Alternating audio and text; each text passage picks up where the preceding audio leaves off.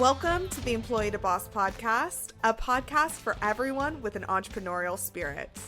Every week, I am joined by successful guests in all different industries and stages of business who will share what their experience was like transitioning from employee to boss. This is a resource for you if you're wanting to start a business, go all in on your side hustle, get to the next level in your thriving business, or just hear what it's like taking the leap to becoming your own boss.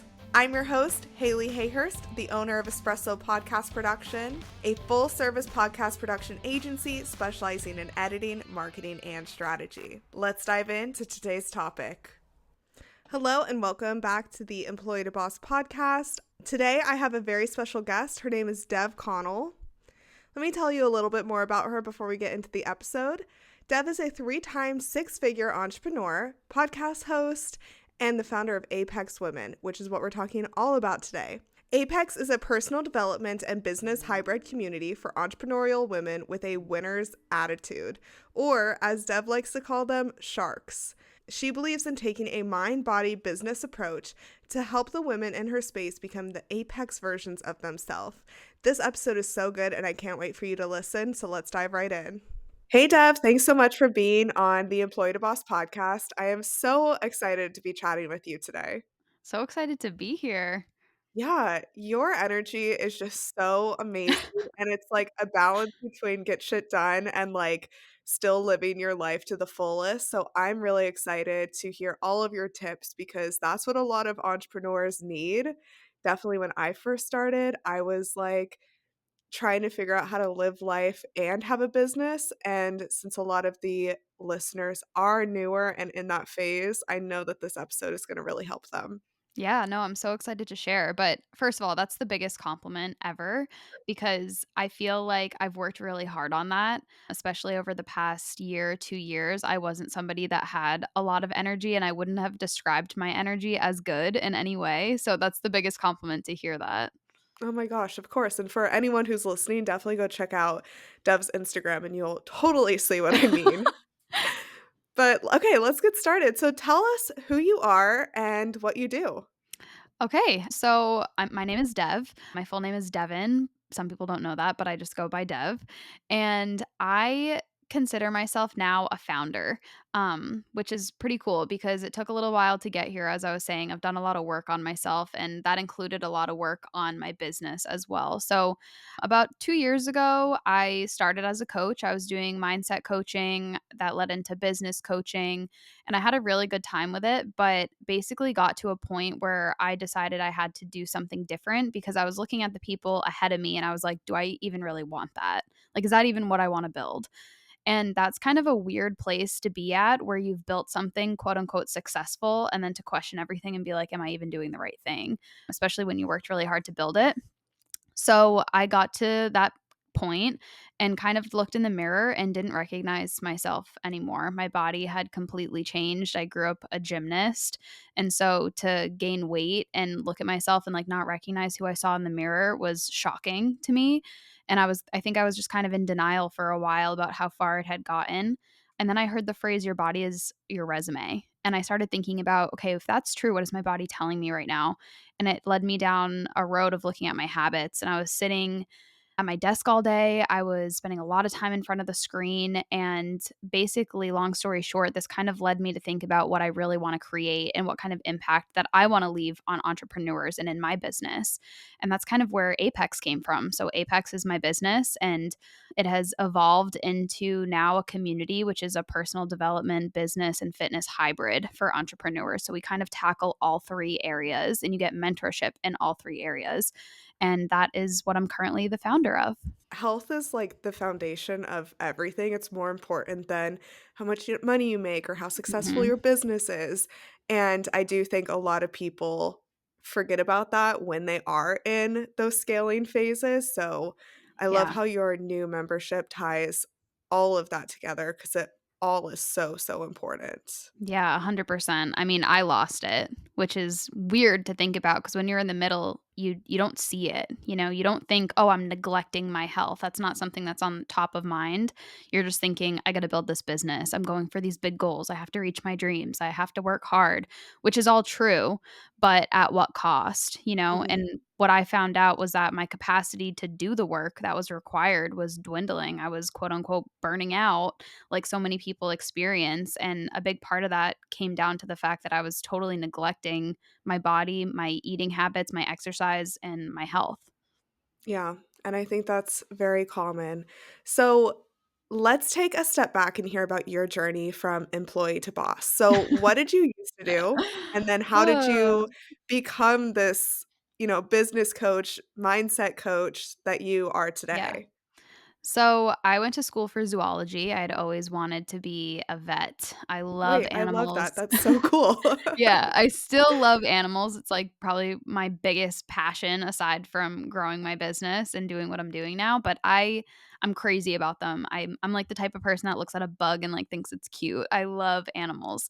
So, I went to school for zoology. I graduated. I started working in an animal hospital and did surgeries and all the things with vets and kind of made the decision of, like, I'm either gonna go to vet school and essentially take out a loan that could afford a house, or I do something different because what I was doing at the time just wasn't paying the bills, and I was like, "This isn't sustainable." So, I, for some reason, which I still don't know why I did this, but I quit and I got a job at a rental car company because it was, quote, unquote, "a real job." I had a salary, and to me at the time, I was like, "This is what adults do." So I got a salary position instead of hourly, and I just hated every single second of it. I didn't even last more than 3 months there because I was so miserable. I did good, and I found out that I was really good at sales, but I hated the job literally to my core. And then COVID happened and I was furloughed and it was literally the best day of my life and I had all this time on my hands. So, I thought about what I was passionate about and I started making skincare. And I was making body scrubs out of salt from the ocean. I was importing shea butter from Africa because I had been to Africa. That's a whole other story, but it was a side passion of mine. And I kind of brought it all together and I started making these body scrubs and I made an Instagram account for it. I had never used social media. I had no experience in business or marketing. I didn't take any of those classes in college. I had no idea what I was doing and scaled it quickly, learned really quickly and scaled it past 6 figures. And I was like, oh my God, I can make money for myself. I don't have to go back to my job. And that was the best thing that I realized. So I never went back. That was the first taste of entrepreneurship that I had. And then at the same time, started talking about my mindset journey because I had done a lot of mindset work kind of at the same time just to become an entrepreneur in the first place. And someone messaged me off of TikTok and was like, hey, how can I work with you?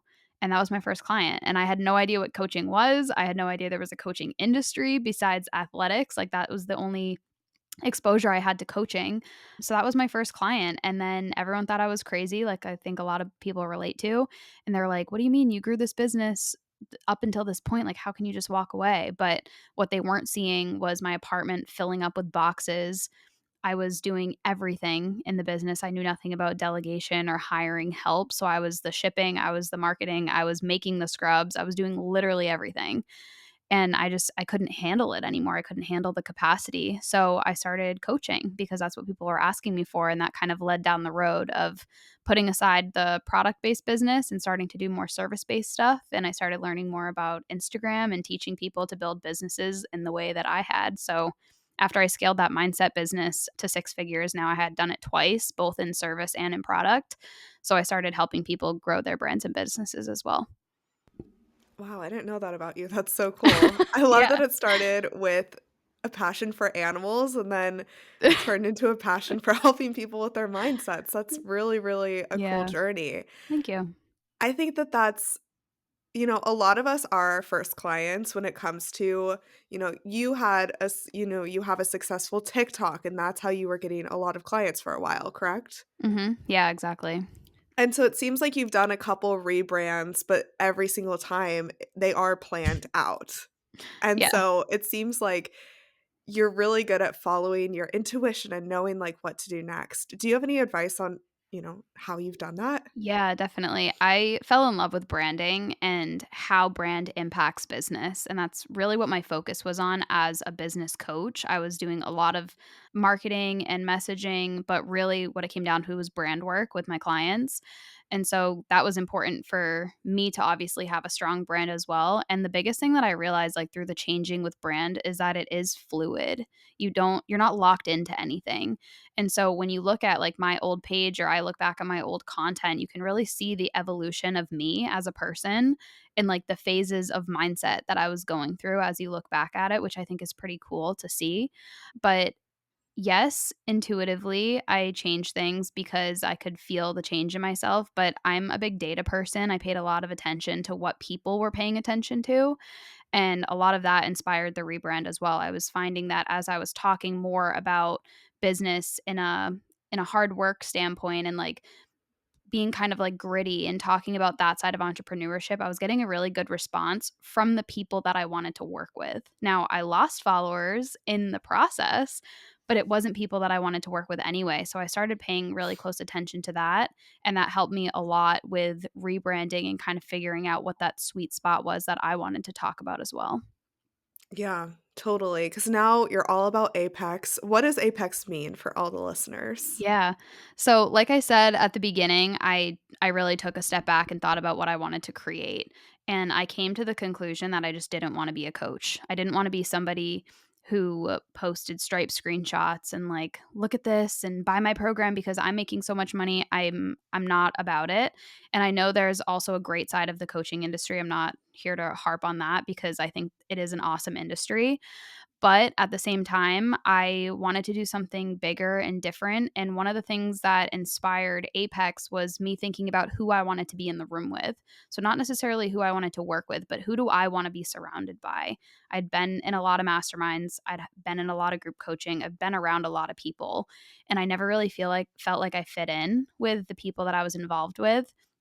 So I started thinking about the women that I wanted in the room, and Shark kept coming back to me. I was like, I want to be around women who are going for it. I don't want to be around people who are just starting side hustles or just trying to make a little extra money or just trying to start a side business. Like, I want to be around women who not only are making a huge goal for themselves to build a big business, but who also are living big and they're like viciously going after it because that's how I see it. So Shark kept coming up, and I was like, I want to be with sharks. I want to be with sharks. And Apex is also an apex predator, and that's kind of where that word connection came in. But it's directly tied to the type of women that are inside the program and who are inside the community.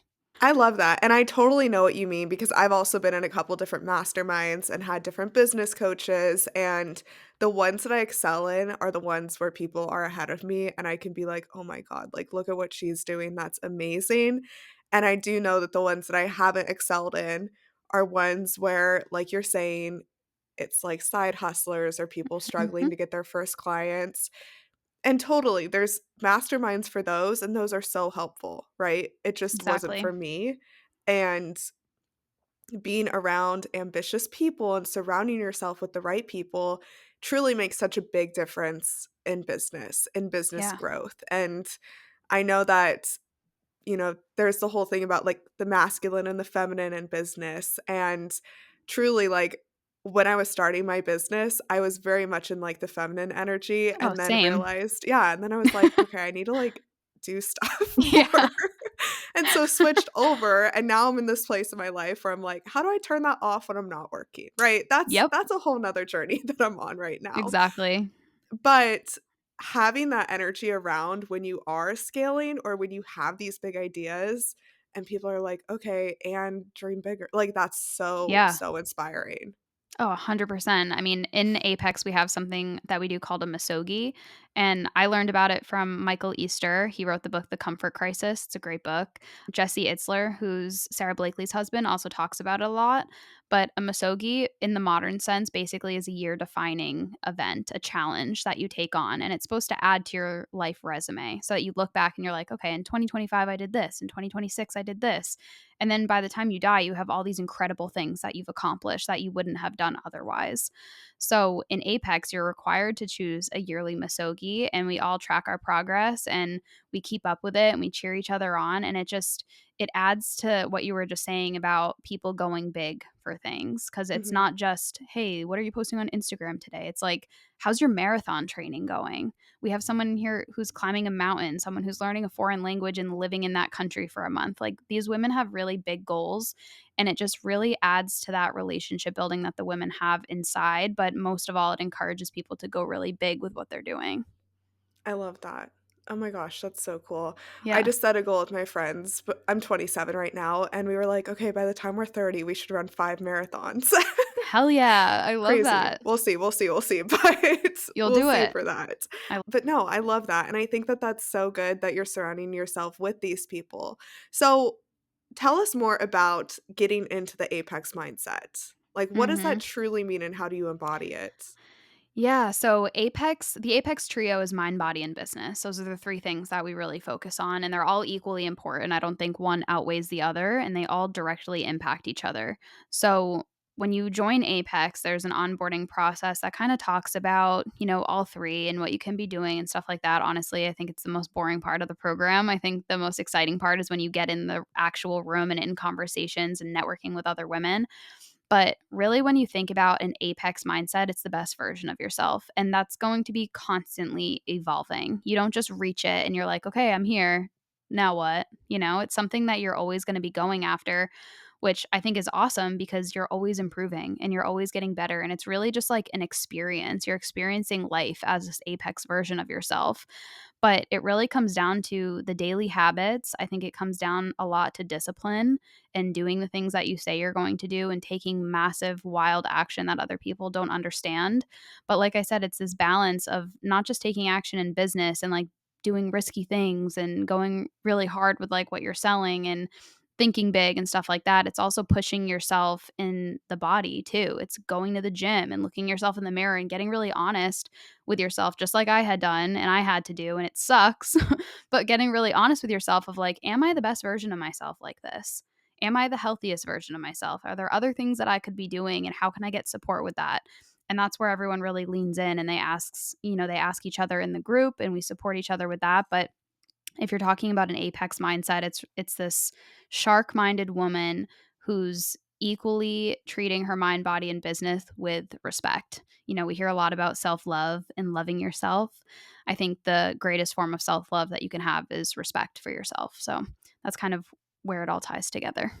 Mm, so I work on my clients' podcasts, obviously, that's like my whole job. But on their podcast, they had this guest who came in and talked about self-care. And she had the most interesting take on it. She's like, self-care, so many people think of it as like, "Oh, I've had a hard day. Let me go buy that new pair of shoes or let me go do this." But if your overall goal is to like save money, pay off your credit cards, like save for a trip, whatever it might be, that tiny act of self-care is actually taking away from your bigger goal. That's So actually true. the self-care. And that just was like, it's so smart, but it was one of the most like mind fuck things to me. I was like, Yeah. "Oh my god, that's so true." Like, in so many places in our business or our life or whatever it is, we do these tiny actions and think, "Yes, this will get me to my goal," but it might actually be taking us farther away if we don't have those goals or have that ambition behind us. It's so true. When you think about self-care, you think of like treat yourself, right? And Mhm, usually treat yourself looks like doing something that you wouldn't normally do in a negative sense. It's like cheating, you like mhm. cheat a little bit, you stay in bed, you watch Netflix, you take the day off and take a bubble bath, you treat yourself shopping or with a cheat meal or something like that. And exactly what you just said, it's pulling you in the opposite direction. It's not really self-care at all. It's self-sabotage. Yeah. So, I know you said that when you first got into all of this and really got real with yourself, you looked in the mirror and were like, "No, I can do better. Like, I can Mhm. be better," whatever it might be. When you're working with your clients and they come to you and they know that, but they don't know how to get there, what are some steps that you tell them to take to really get real with themselves? Yeah. So I would tell you to start with an observation phase and literally just looking at what you're doing every single day. And it's really eye-opening when you can kind of zoom out from your to-do list and from the things that you assign yourself to do during the day, and you kind of come at it from an observation standpoint. You're just looking at what you're doing. So when I did that, I saw that I wasn't eating nearly enough. Well, that's not true. I was eating a lot, but it was later in the day. I was skipping lunch. I wasn't really eating breakfast because I would wake up and just start working. And then when my boyfriend would get home from work, we would order like this big takeout because we were all starving. And then I would eat a huge dinner and go right to bed. And, like, that obviously was a huge contributor to the way that my body was reacting, and I was gaining weight, and I was inflamed, and I had so many gut issues, and I was eating like shit, and all of these other things. So I tell people just to kinda start with that observation phase, because if you don't know what is causing the results that you're experiencing right now, how can you fix it? You're gonna wind up going on TikTok, trying to find hacks, you're gonna try to do, like, the it girl habits, and everything that you see everyone else is doing, when that might not be the solution to your problems at all. You know, you might just trying to be putting a Band-Aid on a bullet hole. So, I always tell people to observe yourself and look at the habits that you have right now, and then we start to correct them. So, you might need more work in the mindset department than you do in the body department or the business department, whatever. But you find that out when you start kind of paying attention on a closer level of what you're already doing. And then we can start kind of making changes and seeing what feels good, maybe it's what not feels good. What do you have to do? What are the things that you have to be more disciplined in, and what's going to result in the changes that you actually want to achieve? Yeah, definitely. So, when you were creating Apex, I mean, all of your social media posts, I feel like you're talking directly to me sometimes. I'm like, "Are you in my head? Like, this is crazy." So, during those observation phases, is that kind of where you learn more about the women you want in the program, or did you already know from day 1, like, the problems that women are having that you now teach in Apex? Yeah, I mean, I wouldn't even say that I teach in Apex really. I'm learning from everyone else inside just as much as they learn from me. A big part of why I created it is because I don't want to have this hierarchy structure of people coming in and learning from one coach. A mastermind, in my opinion, is masterminding like a verb. We all mastermind and we bring things to the table and we learn from each other. So when I share content, I'm really just trying to relate to the type of person who needs this program. And I know who that is because I was her and I wanted it and I craved it so badly. So I think about, what was in my head, and then I just kind of translate that into my content and try to be the person that other people want to be around, because my biggest thing is, like, if you want to attract a successful group of people or a wealthy group of people or an intelligent group of people, whatever it is that you want to surround yourself with, you have to be that first. You have to learn how to be that first.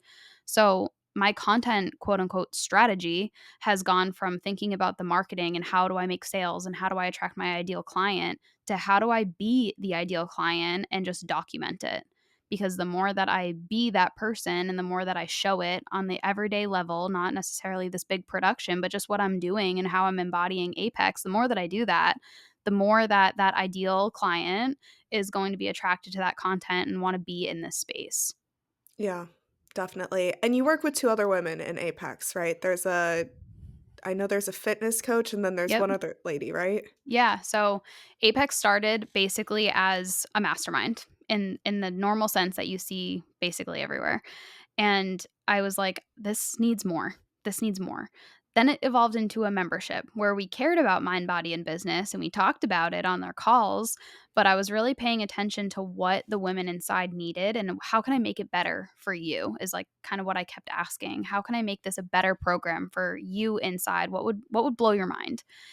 And what I found out was that they didn't need just to have conversations about it with each other. They needed a transformation. They needed actual mentorship in those areas. So that's when I brought on Summer as the fitness and nutrition expert. And I brought on Lauren, who's our mindset coach. She's a certified psychologist. She specializes in high performing women. So I brought them onto my team. And now when you join Apex, you get mentorship in all three areas. I love how you're always evolving and bringing on people who can help you and everyone in the membership evolve as well. Yeah, I mean, I think the best thing you can do as a leader, as I'm sure a lot of your listeners want to be, everyone wants to be this person who's making this big impact. The best thing that you can do is realize that it's not all about you. It's really who, not how, right? So who can you bring into your space? Who has the information that you need? Who has the experience that you need? Who can add value for your clients? And for me, that looked like taking a step back. It was like, okay, this isn't just me leading this program. It's not just me being the face of Apex and like you come in and learn from Dev. The best thing that I could do was to bring on people who knew more than me to add value to the women inside. And now I'm just a piece of it. I'm just like the facilitator basically. And I host some calls and I participate where I can, but there's a lot more to it than just learning from me. Mm, yeah, I love that. And I think that does show in not just your branding, but how you show up as well. Like, obviously on Instagram, and I had to delete TikTok, to be honest. I couldn't be on TikTok anymore, but I'm Yeah. sure your TikTok is the same, where it's like you show up very fiercely and you show up attracting the right people and then give them the space to be able to Yeah. follow, or, whatever it might be, just like feel heard. And I think it's really cool what you're doing, because I think as of late, there's been this big shift from like hustle culture to like very feminine. And there's Oh, nothing wrong with that, but it's like, don't get it's me like started. Yeah. very like, oh, Not just my vibe. manifest everything. I know it's not mine either. And it is hard because, okay, I think this is a big topic that I've been wanting to talk about for a while, and you're the perfect person to have this conversation with, because since a lot of these listeners are newer, I think there's this conflicting conversation in the online space where it's like you have to work so hard to have a successful business. And then on the other side, people are saying, just relax, like you will Yeah. get there. There's like these two Mhm. voices. And when people are building their business, I feel like there's so many places to think that you're doing it wrong, or you're having Yeah. these wrong actions, whatever. It's confusing. It really Mhm. is. So let's hear your input on this. Yeah. So I have an interesting take on it just because when I was doing mindset coaching, I started really focusing on manifestation. That was like my thing. And now I look back at it as a phase that I kind of had to go through to understand it on a deeper level to now realize that that's not the way. And I still believe in manifestation. I'm a believer in God. I believe in a higher power in the universe and all of that. However, I'm more of a believer that you're in control of your life. And you're not going to reach that success by just sitting down and wishing for it and hoping that it happens and becoming a match for that vibration. Like, give me a break, right? You have to be putting in the work as well. So there's two sides to the coin, and I kind of realized that when I started looking at people outside the coaching industry. So, if you take a step outside and you look at other entrepreneurs, you look at other fields, you look at real estate investors, CEOs, other people who have built massively successful businesses, every single one of them will say that hard work is a crucial part of building a business and being an entrepreneur. So why does that change when you enter the coaching industry space? Why does that change when you get on Instagram and you start listening to these gurus who are telling you that you can make $100,000 in a month by just doing X, Y, and Z? Why does that change? And it was kind of like a light bulb moment for me. And I was like, that's interesting. And I started talking to those people. I took a step back from the coaching industry. I talked to real estate investors and CEOs, and I learned what was really important to them and what they credited their success to. And all of them said hard work and their network. Who? The people. And those two things, in my opinion, were not highlighted in the coaching industry at all. I had been in lots of masterminds where people just didn't care about building a relationship with me. They didn't want my phone number. They would send me their Instagram or they would send me their course link or something like that. And no one really cared about actually networking. So that was kind of where my stance on that came to. And I started seeing results, honestly, is the big thing that it came down to. The more that I put in and the more effort that I put in, I would see results from my work. Now, that doesn't mean that you grind 24/7 and neglect your body and you neglect your mind. And that's why those are two solid foundations to Apex, because those things are important, but not at the expense of leaving hard work behind. Oh, I love that. I love that. Now that you say that, that makes a lot of sense to me, because I had a feeling that was kind of what was missing, but Mhm. I Yeah. know that, like, when I follow coaches and they have that type of messaging, like, it doesn't appeal to me. But I didn't realize, like, you're so right. That's totally what's happening. Yeah, I mean, sometimes if it seems too good to be true, it is. Yeah. You know? And sometimes there are exceptions. Will always be outliers because I get this a Mhm. lot too of like, "But I did it. But started my business and I made $100,000 in 5 minutes." Like, great. There's always gonna be outliers. There's always going to be people that are exceptional that are I don't know, the algorithm favored a piece of their content and for whatever reason, there's a million that it could have happened. And a lot of times those people are really great at what they do and it does happen, but it's unfair to say that it's the norm and it's the majority. And so in my opinion, to market that way is kind of scammy. Mhm. Yeah. And I see this all the time in the podcast space too. You have a podcast that I wanna talk to you about too, but in because I'm a producer, I'm a manager in all of this, and so people reach out to me and they're like, "What's realistic?" Because they get all these pitches all the time of Mm. people being like, "I'll take your show to, like, the Yep. top 10 charts." And I'm like, "Those are a scam." And they know it's a scam. They truly do know it's a scam, you know? But I think it's real in all different industries, coaching, podcasting, whatever it Yeah. is. In podcasting, like, most likely you're not gonna be an overnight success, and that's okay. Right. Right. Podcasts do grow pretty slow unless you have a big audience who you can, like, really connect with on a easy, deep level pretty fast, but honestly, I think slow growth, there's nothing wrong with it, and it's, Mm-mm. like, what you're saying of how every iteration of your business, you've been able to understand based on the data of what people like, what they don't like, and if you are successful in, like, 2 months, that data is just gonna be, like, convoluted, I think. Exactly. Yeah, I think time has to be on your side sometimes. I was just listening to Layla Hormozy say that the founder of Starbucks didn't make any money with Starbucks for 17 years. Yeah, that's like s 17 years, and people are complaining about not having 10K months within their first 2 months of starting a business. It's like our perception of success in online business is so warped because of how the industry has been shaped and around this messaging, and like I said, for some people, it's been true. So, when it is true for those people and they go out and they're like, "Oh, I had this success. Buy my course and I'll teach you how to do it." You're making them richer, you're making that story for them true. Meanwhile, the people at the bottom who are trusting them to teach them that method, which might have been the method that worked for them, but then doesn't work for everybody else, you know? Mhm. Oh my gosh. Okay, 2 things on this. Spotify this year, 2024, was the first year they made income, like, ever. Really?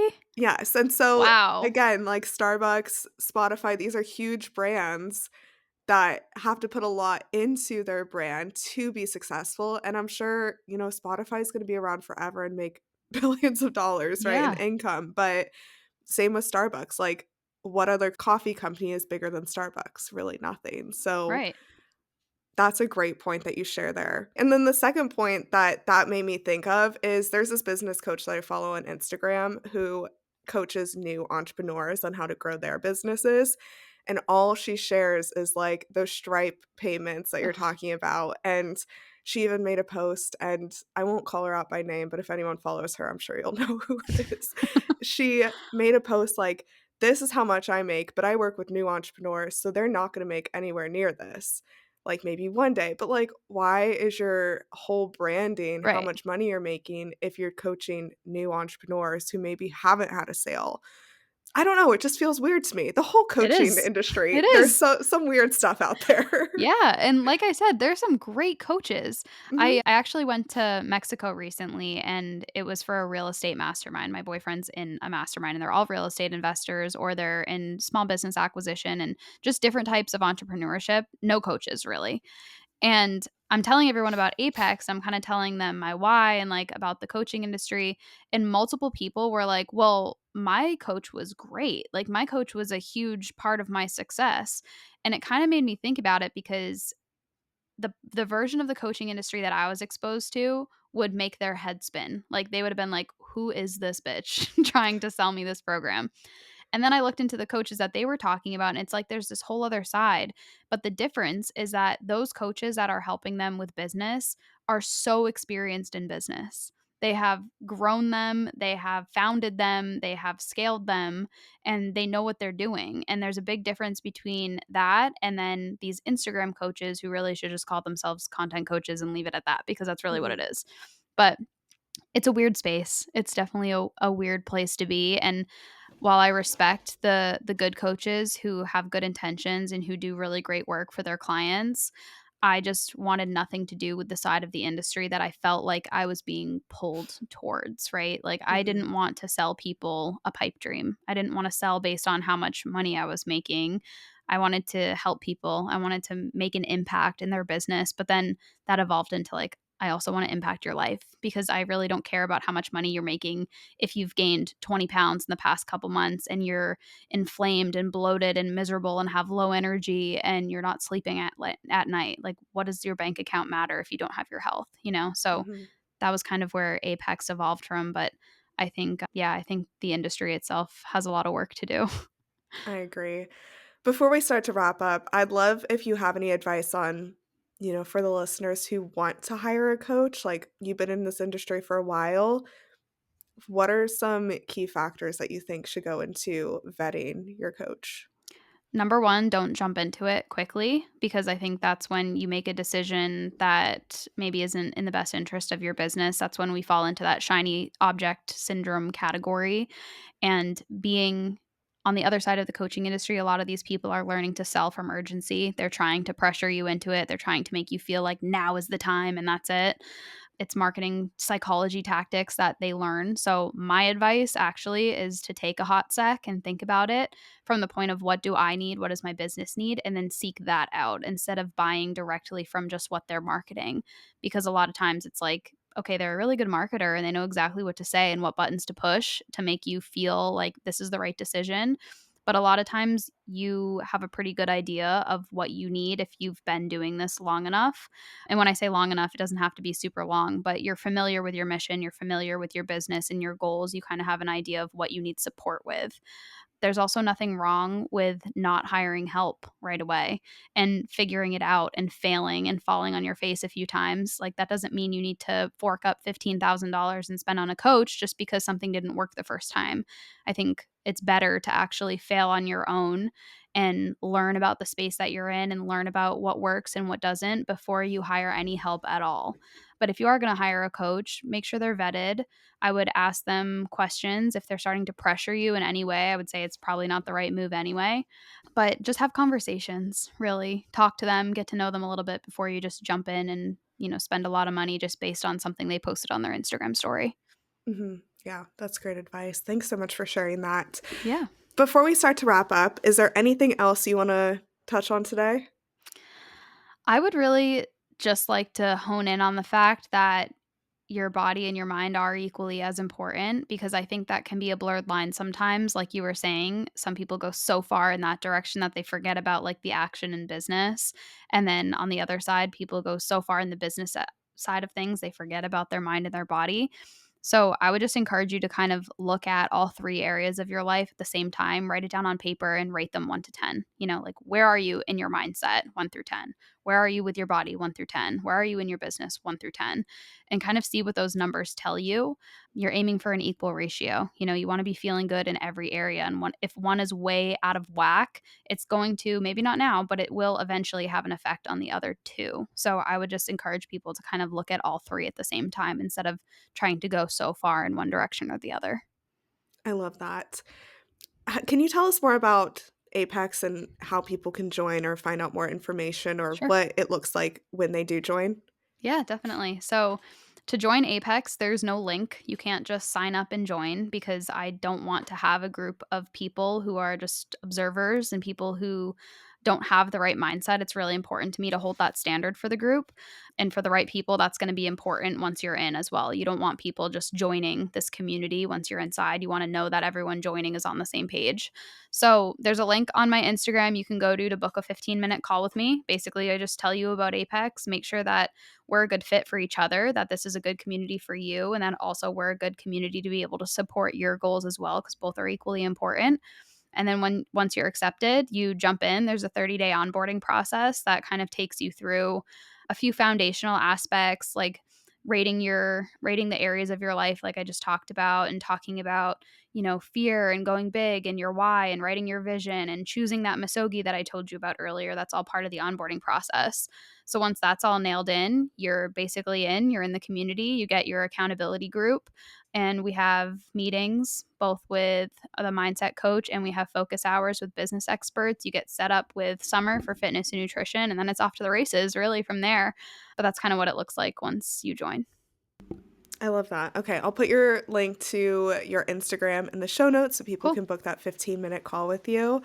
Well, Deb, this conversation has been so much fun. I have absolutely loved chatting with you. I have one last question for you. This is how I wrap Okay. up all of my podcast interviews.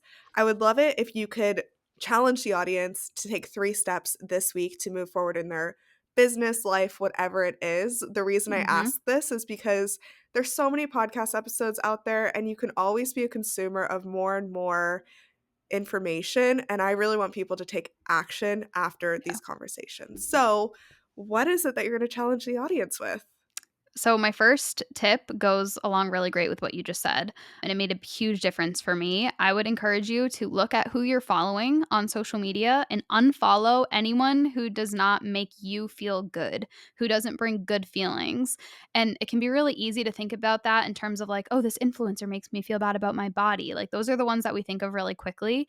It might be people that are closer to you. It might be me. It might be like somebody who you're not really expecting, but who doesn't give you good feelings around what you're building. Maybe it's somebody who you're comparing yourself to a lot, and you're kind of masking it as inspiration, like, oh, they inspire me so much. But like, do they, or do they make you feel like you're moving really slow? So unfollow them. Unfollow the heck out of people that don't make you feel good, because those bits of exposure really add up throughout the day and you see it more than you think you do. So I would encourage you to do that. And that's something you can do literally right now. You can go do it. The second thing I would encourage you to do is set up a plan just for a week around moving your body. And if this is something that you already do, pay attention to how it makes you feel and how it increases or decreases your productivity, because you might need to switch up the way that you're moving your body. For me, I loved Pilates. It was a lot of fun, but I found that my energy levels after lifting weights was way better. So I switched it up and kind of moved out of the Pilates space, and now I'm like in the gym way more. So kind of do like an analysis of how you're moving your body, and if you're not doing it, do it for a week and see how you feel. And then number 3, I would encourage you to do that activity that I just told you about, of looking at equal parts of your life, basically, of mind, body, and business. And if your mind is way off, add in meditating every day. It can be 5 minutes. That can be something that you can implement right away. I love those. Thanks so much, Deb. This conversation You're has been so welcome. much fun. What's the link to your Instagram, just so people can hear it on the recording? So it's Dev_Connell. So my first name, DEV, and then an underscore, my last name, CONNELL. Perfect. And then you also have a podcast, the Apex Podcast, Yep. correct? Yep. It's Yeah. on Spotify and Apple. You can check it out there too. Perfect. I'll put those links in the show notes. But I've had a lot of fun chatting with you today, and I hope you have a good rest of your day. Thanks so much. This was awesome. Thank you for listening to the Employee to Boss podcast. If you made it to the end of this episode, I hope that you implement the actionable steps from this week's experts so you can get started with your business today. Please rate, review, and subscribe to the Employee to Boss podcast on Apple Podcasts, Spotify, YouTube, or wherever you listen to your podcasts. It helps more than you could ever imagine. Remember, a little progress each day leads to big results. We come out with a new episode every Tuesday. To access our show notes, transcripts, and courses, please check out espressopodcastproduction.com.